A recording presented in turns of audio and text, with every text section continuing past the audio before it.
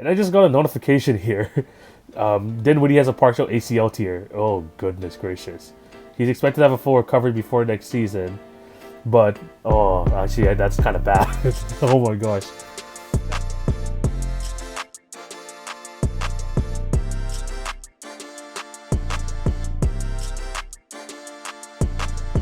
Hello and welcome to the Monday, December 28th edition of the TV on Basketball podcast with your host, TV.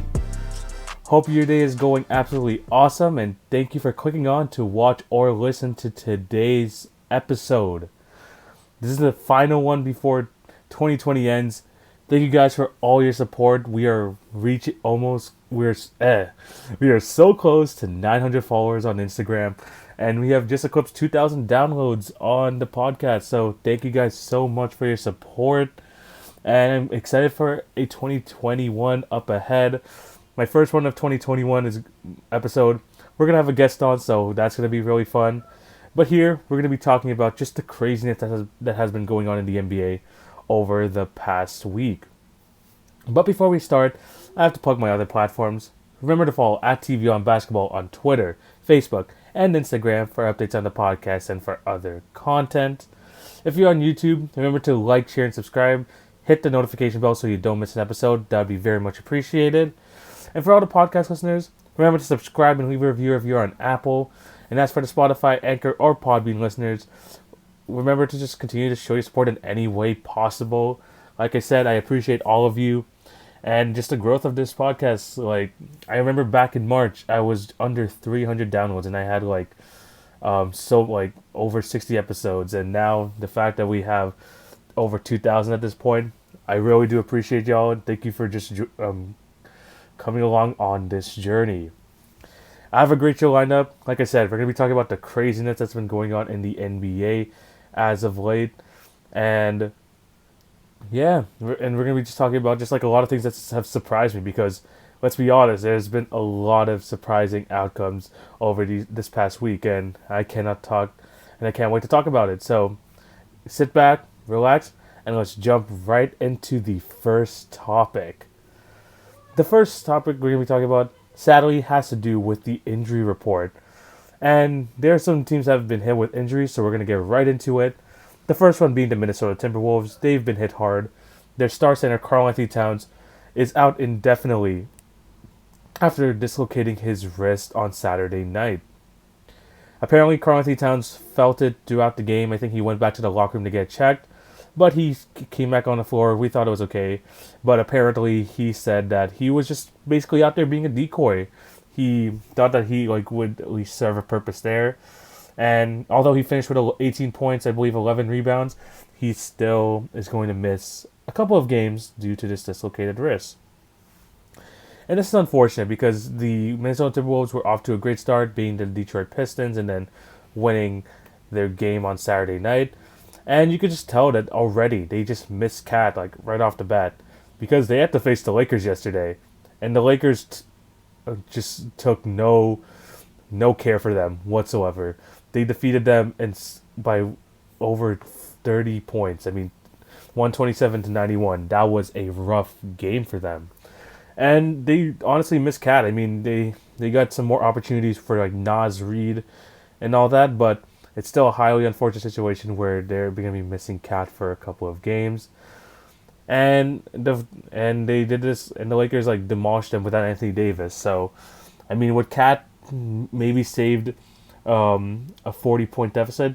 Maybe not, but at the same time, I mean, he's still their best player, and they're definitely going to miss him. So hopefully he comes back, speedy recovery, and yeah, I need him back on my fantasy team as well, so hopefully he will be back soon.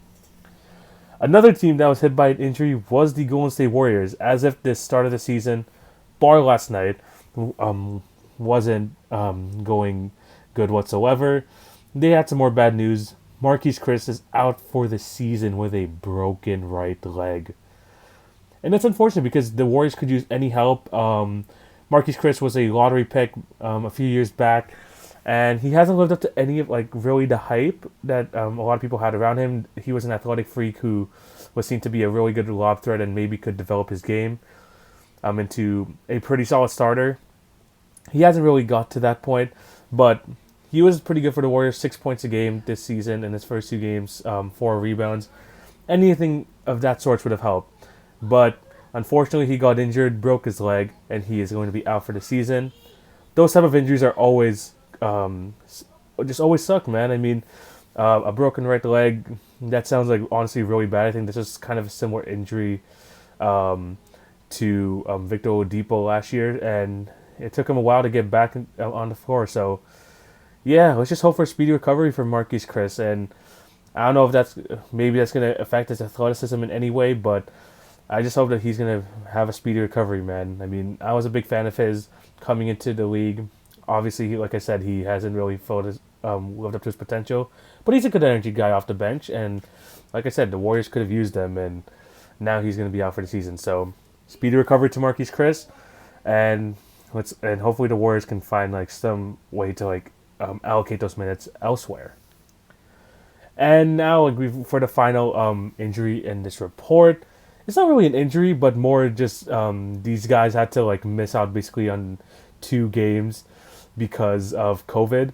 And we are going to be talking about the Houston Rockets once again. John Wall, DeMarcus Cousins, Eric Gordon, among others. I mean, it's basically half the roster. Had to quarantine for 7 days because of COVID contact. And mind you, this is not because they're positive. This is because of contact tracing. And this proves that the NBA is being really safe. Unfortunate for the Rockets because, honestly, if you had DeMarcus Cousins, John Wall, Eric Gordon in that game versus the Trailblazers over the weekend, they probably would have won because Harden went off. 44 points, 17 assists. If any of those guys beside him, they probably would have won. And because Christian Wood also had a really good game, 31 points in that. And if they had these guys along, maybe it would have been a different outcome. But unfortunately, due to contact tracing, they weren't able to participate in this game. And their quarantine started, I believe, last Friday. So 7 days, I think they should be back for this upcoming Friday's game. But this proves that the NBA is just trying to be really safe with the situation. This is very early on in the season, and obviously they had to ask Harden to quarantine for 4 days, and now they had to wait for these guys because contact tracing is a real thing, and they really don't want this virus getting out. I think in their last round of tests there were 2 positive cases, but the NBA season is still chugging along, and we really don't want this NBA season to stop. So, I mean, unfortunate for Rockets fans because they're gonna miss out on especially 3 of their a lot of their top guys, like I said, Wall, Cousins, and Gordon, for the early part of the season. And what's sad about all this is that we still haven't seen John Wall play a regular season game in about a year and a half still, so we're still gonna have to wait for that. But the NBA is trying to keep it safe, and the Rockets, have to do a better job of holding their players accountable. So, yeah, unfortunate for them, but hopefully they're gonna be back on the court and we get to see a full strength Rockets. Whether James Harden gets traded or not, we're not really going to get into that today because these rumors are just kind of all over the place. But as of right now, I mean, the Rockets are kind of depleted, but it's going to be nice to see them at full strength when all these guys are healthy. So yeah, that's the injury report. Let's move on to just a lot of surprising outcomes, topics. And I'm going to be doing this in a segment called What Surprised Me the Most. And what I'm going to do here is I'm going to talk about a few topics and give my rating as to how much I was surprised by these. And there's a lot of these, and honestly, there's a lot of surprises. So let's get right into this. The first topic we're gonna be discussing is the LA Clippers. And I don't know what the hell happened yesterday, but the Clippers went out and just I have no idea what happened yesterday. I'm still kind of speechless. The Dallas Mavericks defeated the LA Clippers 124-73. Let me repeat that for you. The Dallas Mavericks won 124-73. And I'm okay, this is imagine this scenario. I'm doing stuff for school. I had to fill out these applications because I have a placement next year in my 3rd year. So I'm just filling out these applications. Then probably around at some point in the afternoon, my phone blows up. I usually have these post notifications for different accounts just so I could see what's going on in the NBA. And it all literally posted within a span 10 different 5 different accounts posted. I had a couple of my friends just send me like just pictures of this, and I'm like, what is going on? Why is everyone just all of a sudden just like freaking out? If you look at the halftime score of that game, the Dallas Mavericks almost tripled their score. Almost tripled. They were up at half 77-27. This is an NBA game with an NBA team. And not just any NBA team. This is supposed to be a title contender. The LA Clippers are supposed to be title contenders. And this is just no excuse for any NBA team whatsoever. Because whether you're the Clippers and you're up there as one of the title contenders, or you're the Knicks, being down by 50 at halftime is embarrassing on all levels. Literally, this is the largest halftime margin in the shot clock era. And what is funny about all this is that, I mean, like, if I had to give my surprise rating, I mean, I gave it a 5 out of 5. Okay, the ratings, this rating system is gonna be 5. It's gonna be out of 5, but this one's a clear 5 out of 5. Like, this was just absolutely ridiculous. Like, Luka Doncic was going off on them in the first half. Literally, the Clippers had no resistance. 77 points given up in the first half is already bad enough. But the fact that you scored 27, and their only bright spot in the entire game is when they had that 10-0 run at the beginning of the third. And then after they just let Tim Hardaway hit like 3 threes in a row, and then it went back up to 50. We're lucky it didn't get worse, because I think the worst margin victory was back in the 90s, when I think it was like involving the Detroit Pistons. I'm not sure if they won or lost, but it was 68 points. That was the largest margin. And this could have been a lot worse if the Clippers just didn't come out with that little run at the start of the half. And what's so funny about the Clippers is that they've given us the 2 most meme-worthy moments of the NBA this year, within the last 4 months. They gave up the 3-1 lead to Denver, and now they lost by 50. 50. And I know Kawhi wasn't there. Hopefully he's okay. He had to get like 8 stitches in his mouth because Ibaka elbowed him. I believe it was Saturday. Yeah, it was definitely Saturday night. Or sorry, it was Friday night when they had to face the Denver Nuggets, and that's just no excuse. Still no excuse. You're a freaking NBA team, and you lost by 50. Not even 51 points. Yeah, at least that's still like a massive L. But 50 at halftime, that is just pure and utter embarrassment. And I just couldn't help but laugh. I was just dying. And the thing about the Clippers, I still think they're going to have a good season. But there's no coming back from this. Same thing with the 3-1 lead. Same thing in this scenario. They're just not coming back from this. And this just, like I said before, it just continues to feed into the narrative of the whole Clippers persona. They're just super unlucky. And they're just super, this mess of a franchise. I mean, just this year, like I said, I mean, it seems like things were all going right. They got Kawhi, they got Paul George, and they still are giving us these meme-worthy moments. I mean, they just cannot seem to get their head out of the gutter. I just had to laugh at this. Like I said, 5 out of 5 surprise. I wasn't even watching this game, and I had to just stop what I was doing and just marvel at this. The Clippers are a freaking joke sometimes. I mean, I still think they're going to be really good this season. I still think they're near the top of their power rankings, especially with the way they started the season. But that was rough. This game was really, really rough. And Paul George, I mean, he was in playoff form yesterday. 4 for 13, 15 points in 24 minutes. Rough outing all around. I mean, this is a great moment to start the NBA season, but it's also just horrible for Clipper fans. If you just look at their social medias, they didn't post anything the entire game. This is how bad it was. I mean, just seeing some of the scores, there was a point where it was 62-18. I saw one that was 67-17. I don't know. This was just a completely just meme-worthy moment, and it had to be the Clippers. It really just had to be the Clippers. Let's move on to the next topic, and let's go with something a bit more positive. And we're going to be talking about the Cleveland Cavaliers, because as of right now, they're 3-0. And if I had to give my surprising factor with their start, it has to be 4 out of 5. And that's a lot because I thought the Cavs were going to be kind of near the bottom of the standings. I think in the East I had them 14th or 13th. Right now, they're showing they're just giving their fans some hope.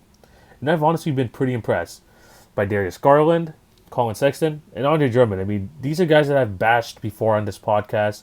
Andre Drummond, I really didn't believe that I thought he was an empty stats guy, and he's proven me wrong at this point. I mean, right now they sit 3-0, and over the last few games, I mean, Andre Drummond has been just like putting up numbers. Like if you just look at the demolishment of Philly that they had yesterday, which is again another surprising result. He had 24 points, 14 rebounds, 3 assists, 3 steals, and 2 blocks. This guy was just putting up like big stat lines. People like Colin Sexton, who was averaging 27 points a game this season, and Darius Garland near 20 points. I know it's only 3 games, but they've been good. They've definitely been good. And I think like, especially that backcourt. I mean, they're a young backcourt, Sexton and Garland. A lot of people are calling them Sexland as their nickname for that backcourt. But they've honestly been impressing me. I mean, like I said, I've been bashing this team. I thought like there's just like not a lot of things to like be positive about. And so far, I mean, this season, I don't know if they're gonna like sustain this. I don't think this is really sustainable, but it's a nice start. It definitely is. And they did this against good teams, and they did this against, I mean, some mediocre teams for sure. I mean, they had to beat the Hornets and the Pistons. But that win against 76ers, that very convincing victory, 118-94. It's just crazy how like they're just able to go off to this like absolutely fantastic start. And like I said, this just gives fans a reason to hope. And that's all Cavs fans want this season, just to see like, okay, who are we going to keep around and who are we going to not keep around, basically. And right now, that backcourt is looking good. I'm still concerned about their defensive effort, but in terms of them like just providing offense to this team, having 2 ball handlers, it's looking good. It really is. And Andre Drummond is like starting to gain value in my eyes back. And I just think that this team, so far, they've been fun. And hopefully they're able to keep this up because the Cavs bar LeBron throughout their franchise, again, is just one of those mess of a teams. And they need something like this to kind of just give them some sort of confidence. So let's hope that, let's see if the Cavs are going to be able to keep this up. But so far, 4 out of 5, I've been pleasantly surprised by this team. Let's move on to the next topic, and we got to talk about Trae Young's hot start. He has been one of the top players in the league this season, and he has led the Hawks right now to a 2-0 record, averaging over 36 points a game, over 8 assists. Like, this guy has just been an absolute monster. And in terms of a surprise factor, this is a 1 out of 5 for me. I mean, this is just what happens when you upgrade the talent around a superstar type player. You have Trae Young, and you kind of upgrade the talent around him, have more compatible players. This is what happens. He's gonna flourish. And I was looking through Twitter and TikTok, and someone brought this up, and I had to agree with his statement. So I'm gonna pose you this question: what is the difference between what Luka will do this season and what Trae will do this season if they end up finishing around the same place? Say if they finish home court advantage. Not much, really. I mean, if Trae Young like averages near 30 points a game, near 10 assists, I mean, Luka's going to be near a triple-double. But if Trae Young somehow gets the Hawks to like a top 4 seed, who's to say he can't be in the MVP discussion? He really could be. He is playing at an extremely, extremely high level. And he's making a case to put him in the top 5 point guard discussion as of right now. I know it's very early into the season, but he's playing absolutely fantastic. And he's doing it at all levels. He is getting to the rim, he is hitting the 3-ball, and he's getting others involved. I mean, he is playing the true point guard role, and he's playing like an absolute superstar. I really liked how what Trae Young has been bringing to the table. And like I said, I mean, when you upgrade talent around a superstar, they just tend to flourish more. They have more options to pass to, and Trae Young doesn't always have to. I mean, he is still like the main ball handler, but he doesn't always have to be just relied upon. He's a bit more loose, and the Hawks so far have looked really good. I mean, I'm already regretting my prediction of having them over the Wizards because the Wizards, they have some defensive issues right now that they didn't really address in the offseason, and it's showing this season. And the Hawks are definitely like showing that improvement that a lot of fans have been hoping for. And Trae Young is right at the front and center of that. And like I said, his hot start right now, not really surprising at all. He's just that great of an NBA player. And I don't expect over 30 points a game, but I expect some big things coming from Trae Young this season. So, really good start for them. Let's move on to the next topic, and we're going to be talking about another blowout from last night. I mean, the blowouts were very close. I mean, just throughout the day, there's just been just major upsets, and it wasn't like upsets where, you know, it was a close game. These were upsets that were in large margins. I mean, the Knicks beat the Bucks by 20 yesterday, and as a surprise factor, I have it at 3.5 out of 5. And the only reason I didn't have it higher is because it just felt like yesterday was just kind of like a fever dream in terms of the NBA. The Cavs defeating the 76ers by 24. The Dallas Mavericks destroying the Clippers by 51. I mean, this Knicks win is just kind of under the radar at this point. And that's why I have it at 3.5 out of 5. And what I like about the Knicks so far is just that they're just playing hard. They're just playing hard. I mean, you could just tell the Tibbs effect right away with this team. RJ Barrett is definitely showing improvement as well. I mean, the first game was really good for him, although in a loss. The second game kind of rough. 2 out of 15 shooting is definitely not ideal. But he bounced back a bit better. I mean, 17 points, 7 rebounds last night. And they were able to get the win, especially behind Julius Randle's 29 and 12. It's just very... they just look like they're playing hard, and they're playing for each other, which is unlike Knicks teams of the past, let's be completely honest. And kind of like the Cavs, there's just reason to be excited. I mean, you could see the promise in RJ Barrett. You could see the improvement in Julius Randle. Tibbs just has them playing hard, and I think that's all Knicks fans want. They just want to have a team where they you could just see effort, you could see them trying.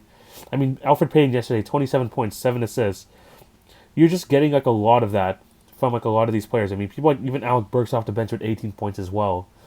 I just think that there's just a lot of good coming so far out of this Knicks, although they are 1-2. I mean, they defeated the team with the best record last year by 20. That has to be something to be celebrated about. And I just think that if anything, if the Knicks just show effort this year, although they're gonna lose, I mean, I think the Knicks want to have a high draft pick anyways. But if they could just show effort, if they could just show promise, like the Cavs have been doing this year, I think that's a W of a season. I really do think so, and I think that's all. Just honestly, that's all the Knicks fans want, just some sort of hope going forward. I think the only bad thing from the Knicks this week was that there's that whole thing with Reggie Bullock last week, where he had his number 25 in the front and Mitchell Robinson's 23 in the back. I don't know how that happened, but it's the freaking Knicks. We just gotta accept it. And he had to change his jersey mid-game because obviously he had the same number as Mitchell Robinson in the back. And that was just honestly pretty crazy. But so far, although the Knicks are 1-2, I like what I've been seeing from them. So let's see if they're gonna be able to keep it up.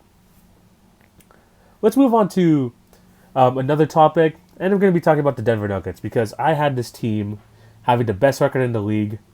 And they are just not showing it already. I had them going 60-12, and that means they have to go 60-10 the rest of the way. And a lot of that losing has to do kind of with Jamal Murray's rough start. He was absolutely fantastic in the bubble last season, and he's struggled so far this season. I mean, they're 1-2 right now. Jamal Murray, I believe he's averaging 13 points a game. 16 points a game, under 35% shooting. It has been rough so far. And I have to say that this is 3 out of 5 surprising. Mostly because I was just hoping that he was going to find some sort of consistency in this game.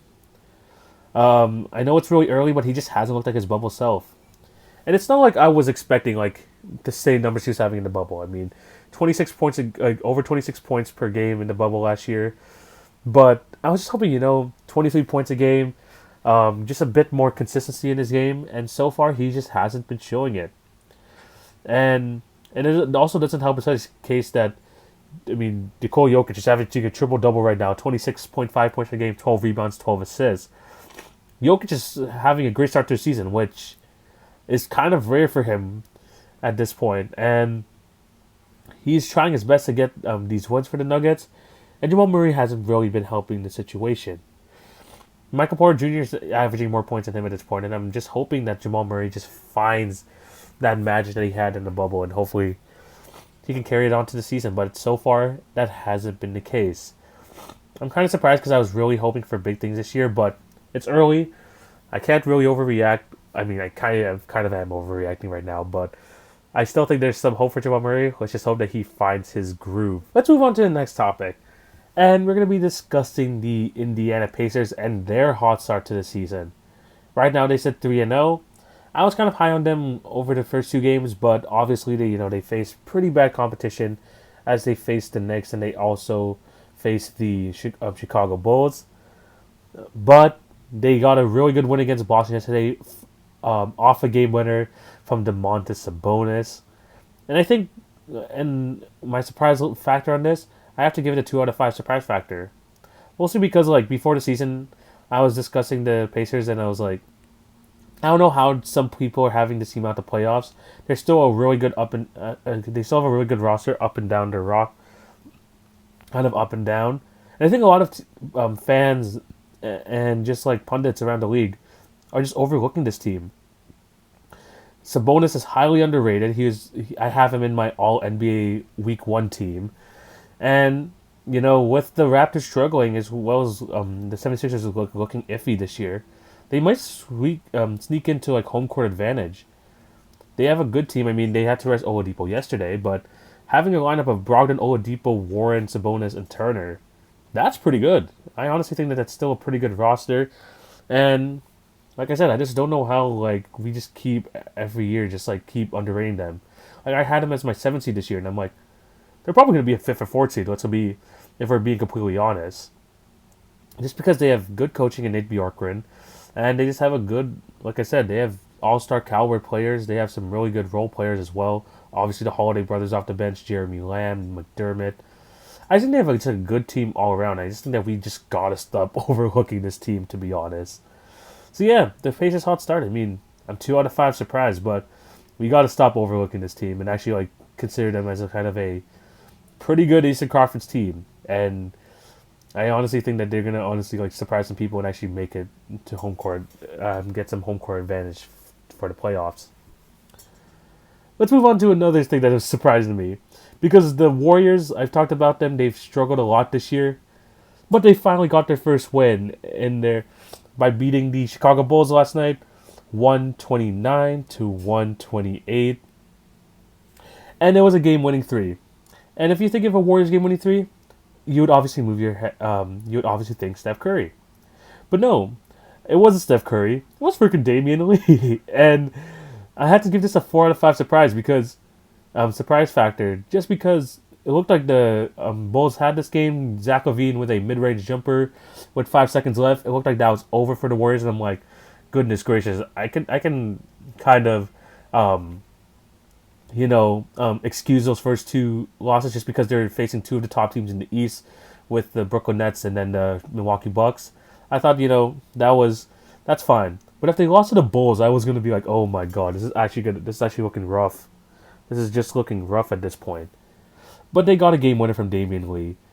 And what was funny about this whole situation is, like, I was watching this game, and I was watching this without the volume on just because I was watching something else in the background. But when I was watching this, I thought that Jordan Poole was the one who was the game winner. So without the volume, I know, like, I was looking back at the clip again. They were literally saying, like, Damian Lee for 3, and it's good. And I'm like, oh, I didn't know it was Damian Lee. I really didn't. And I think it was like I was watching with like family stuff, and then I was like just yelling, "Oh my gosh, Jordan Poole for the win!" And then my dad was basically saying like, "Isn't why does that guy have the name Lee at the back?" And I'm like, "Oh my, it's Damian Lee, not Jordan Poole." That I don't know. That was just like a crazy shot, and the Warriors got their first win. Like that was just honestly just completely surprising. But the Warriors honestly just I thought they were gonna lose to one of the worst teams in the league. Curry was absolutely fantastic in that second half, by the way. I think he scored over 20 points. But there's just so much like concern with this team. Oubre still hasn't been playing good. Wiggins still hasn't been playing good. But just getting that first win and finally just getting that one in the win column, it's just a huge monkey off your back. And I think hopefully the Warriors can build off this. Obviously, hopefully they're not in the same situation where they have to go like one possession with the one of the worst teams in the league. But I think this is something they can build off on, and hopefully they can find more success. Let's go to one more topic for the surprise factor thing, and we're going to be talking about the Hornets upsetting their Nets for the first win. I'm going to give this a 3 out of 5 surprise. Just because, obviously, the Nets have been very dominant over their first 2 games. They defeated the Golden State Warriors quite handily. I believe they beat them by 26. And then they beat the Boston Celtics, a top team in the East, by 28. So if you look at this game, you're like, man, they're struggling against the Hornets. Well, they're a scrappy team, and Terry Rozier has been off to a great start this year. And they just played a good 48 minutes of basketball. The Nets struggled here, but I think they needed this loss just to kind of like humble them. They didn't want to I think like it was good to have like an early loss this season just because, they don't want to get too high on themselves and like find themselves in the situation of the Clippers, thinking they're like just guaranteed playoff locks. But at the same time, it was a good win from the Charlotte Hornets. A lot of good things to look at the Nets in this game as well. I mean, at the end of the game, they had Timothy Luwawu-Cabarrot in the game, TLC. And that kind of just shows how deep they are as a team. And just looking at this game, I'm like, don't make any trades. Really don't. I mean, Karis LeVert, Spencer Dinwiddie obviously had to leave the game with a knee injury, which was unfortunate. But having Jarrett Allen, DeAndre Jordan, they just have a deep team. I wouldn't mess with it. And I still think, honestly, like after like the first week of basketball, I'm really thinking that they're just like the favorite in the East. And I just got a notification here. Dinwiddie has a partial ACL tear. Oh, goodness gracious. He's expected to have a full recovery before next season. But, actually, that's kind of bad. Oh, my gosh. That's highly unfortunate. I wasn't expecting that. I just got the notification now from Bleacher Report. Partially torn ACL. That's kind of rough for the Nets. That's kind of losing a lot of their depth, especially because he was a starter. I never really had like news like this kind of mid-show, but that's a rough loss for the Brooklyn Nets. But still, I mean, obviously you can't trade Dinwiddie now, so probably that Harden trade is off the table. But I just think that they still have a deep team. I mean, I think Karis LeVert, I don't know if he's going to slide right in. Maybe they might just put TLC back in because I think Karis LeVert running the second unit is probably the best case scenario, is probably the best option for them.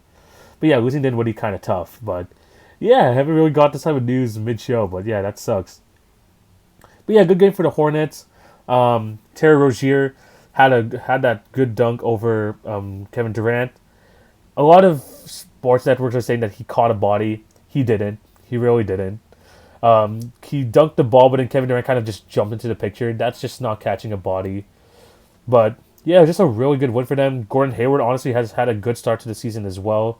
Yesterday having 28.6 rebounds, 7 assists. Doing fantastic for my fantasy team, by the way. Thank you, Gordon Hayward. But yeah, I think this is just a good thing to learn from if you're the Brooklyn Nets. And let's hope that Spencer Dinwiddie has a nice recovery, but because, partial ACL tear, that's kind of tough. So hopefully he comes back, but I still think the Nets are looking like a top team in the East. So yeah, those are my surprising factors. Leave your comments down below. What was the most surprising thing over this last week for you and over this weekend? Because the NBA, man, so far this season has been absolutely crazy. Two more segments before we head out. Like I said, every Monday I'm going to be doing my power rankings, and I have another edition for you today. I'm going to go through my top 10 teams in my power rankings through 1 week of basketball. A lot of things have changed, to be completely honest. I have 2 teams just completely dropping out of the top 10, and the Warriors and the Raptors. And now I have a top 10 here. Like I said, it's just like for a probability of a championship. So yeah, let's get right into this. Starting off at number 10, we have the Atlanta Hawks. They went 3-0 this week, and I have them in the number 10 spot in my power rankings. A bit premature, yes, but Trae Young looking like a superstar right now, having a deep team finally. I just think that the Hawks just showed a lot of promise, and I think that this is something that can carry on throughout the season. And although I don't think they're probably going to be like top 4 or anything in the East, I think that they're going to make the playoffs. By the way it looks so far, and they just look like a very solid team. so far this season. And this is with some injuries as well. I mean, Danilo Gallinari, I believe, had to miss the last game. And obviously, this is without Chris Dunn, who is going to be out till February. And Onyeka Okongwu hasn't really gotten a chance as well. So they're going to be still getting some players back, and they're going to have just a lot of bodies there. So, yeah, I have the Hawks coming in at number 10. At number 9, I got to go with the Denver Nuggets. Although they are 0-2, the only thing really like keeping them on this list is Nikola Jokic playing at an MVP level. I think that if they can get their first win, I think that can just kind of get the ball rolling for them. And I still kind of have them in my power rankings. So right now, at number 9, I have the Denver Nuggets. At number 8, I have the Boston Celtics. The fact that they haven't really upgraded their center position has really cost them. And although they're getting a great season so far for Jaylen Brown, Jason Tatum, they're missing Kemba Walker, and just the inside presence is still very worrisome for me. They're right now 1-2, but the fact that you can just see that improvement from Jaylen Brown and Jason Tatum playing at a high level, I still think that they deserve to be on this power rankings list. I definitely dropped them from last week, but they still, I think, just showed some good things. So I have the Celtics at number 8. Number 7, the Indiana Pacers. Again, a solid team up and down the roster. A lot of people are sleeping on them, but they're going to surprise a lot of people. I really do think so. And with great contributions so far this season from Brogdon, Oladipo, Turner being a good defensive force, and Sabonis playing again at an all-star level, I think, honestly, at this point, they're better than the Celtics just because they have kind of a bit of everything. They don't have that superstar, but they have a bit of everything, like in terms of the bench, in terms of starting lineup. I think that they are in a better position right now than the Celtics. But that's probably going to change as the Celtics start to get the ball rolling. But right now, I have the Pacers at 7. At number 6, I have the Philadelphia 76ers. 2-1. I was going to put them 5, but that bad loss to the Cavs was kind of rough. But they've looked better. They definitely have looked better. Ben Simmons on the defensive end is an absolute monster. I'm feeling pretty confident about my Defensive Player of the Year choice in Ben Simmons. He's been playing really good, especially on the defensive end. And Embiid is still going back for that crown for the best center in the league, averaging 28 points, 12 rebounds as of right now. And I still think, at this point, with the shooting around them and stuff like that, I think they've improved. And with the coaching of Doc, that has you can definitely just see the changes in that team. So, yeah, good week for the 76ers. I have them at number 6. At number 5, I have the Miami Heat. They only played 2 games. They went 1-1. Jimmy Butler had to leave the Christmas Day game early, but they still played really well in the second half, taking care of the New Orleans Pelicans. And they just proved this season. I mean, they're still just going to give teams fits. I really don't take their first game into account, because same thing with the Los Angeles Lakers. It's kind of a NBA Finals hangover, so they weren't really trying as... It felt like they just really didn't care too much about that game. But from that Christmas Day game, I still have a lot of faith in the Heat. They're going to always, be a trouble for any team that they face, and they look as deep as ever. I've been really impressed by Precious Achiuwa, by the way. He kind of has that Bam energy to him, and he's just coming off the bench. I'm liking what I'm seeing from him, and I'm liking what I'm seeing from the Miami Heat roster, and that's why I have them at number 5. Number 4, I have the Milwaukee Bucks. I was going to have them as a surefire number 3, especially, but the Knicks loss really brought them down. I know they lost 2 games, but that one game against the Celtics, they made a pretty good comeback. They were just unable to hit the free throws to send the game to overtime. Really good win against the Warriors on Christmas Day. And, I mean, it's still, like I said, still a rough loss to the Knicks. But I still think they looked really good. Chris Middleton has been absolutely fantastic this season. Drew Holiday has looked good, and I'm just liking the way this Milwaukee Bucks team is looking. Right now I don't have them as the best team in the East, but they're still up there, and that's why I have them at number 4. Number 3, I got to go with the Los Angeles Clippers. They have looked very good so far this season. Let's just get rid of that 50-point loss yesterday. I was gonna put the number 4, but like I said, the Knicks beating the Bucks made the Bucks a bit lower than them, especially because they had a worse record so far this season. But the Clippers have looked good. Paul George, besides yesterday's game, has looked good. The team up and down just feels different, which is good.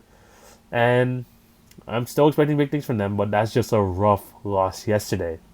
But I still have them at number 3.